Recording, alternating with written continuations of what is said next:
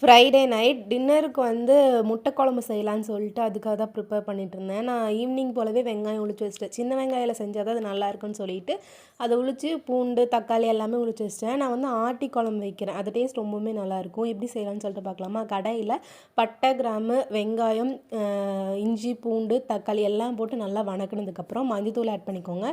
நான் வந்து வீட்டில் அரைச்ச கறி மசாலா ஆட் பண்ணியிருக்கேன். அதுக்கு என்னென்ன போடணுன்னா வரமிளகாத்தூள், கொத்தமல்லி தூள், நீங்கள் எண்ணெய் மசாலா சிக்கன், மட்டன், முட்டை எந்த மசாலா இருந்தாலும் ஆட் பண்ணிக்கலாம். டேஸ்ட் சூப்பராகவே இருக்கும்.